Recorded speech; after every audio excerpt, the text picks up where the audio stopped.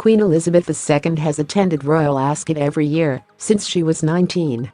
Ascot has had a royal stand since the 1790s, when a Windsor builder named George Slingsby erected the first permanent building on the site.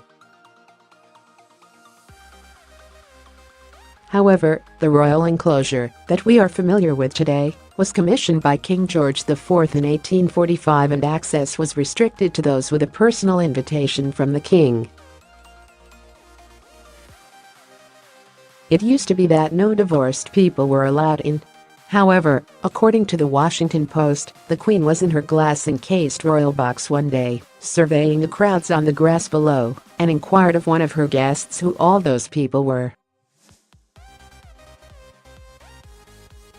Journalist Sally Quinn said, "It was pointed out that, in fact, on that very lawn stood no less than 11 convicted criminals, high-class criminals, to be sure."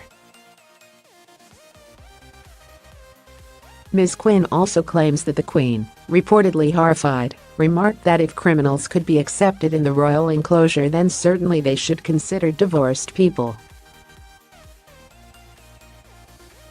It is said in Amazon Prime's The Story of Diana that divorce has been a part of the American culture for a very long time. However, according to Princess Diana's brother, Charles Spencer, the English had a way of just burying their head in the sand. The documentary's narrator said, "Where the Queen was present, if you were a divorcee, you weren't allowed in the royal enclosure."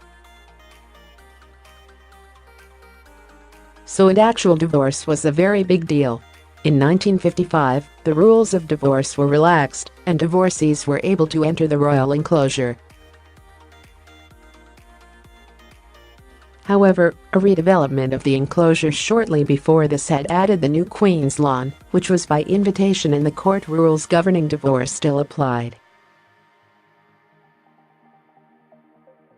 At the beginning of the last century, Meghan Markle would never have been allowed to marry Prince Harry because she is a divorcee. The only way a member of the royal family could have wed someone who had been married previously is if they were widowed. The first high-profile royal divorce in recent history was that of the Queen's sister, Princess Margaret, from photographer Anthony Armstrong Jones in 1978. Prince Charles and Princess Diana famously divorced in the 1990s, owing many of their marriage problems to Charles's relationship with his now wife, Camilla, Duchess of Cornwall.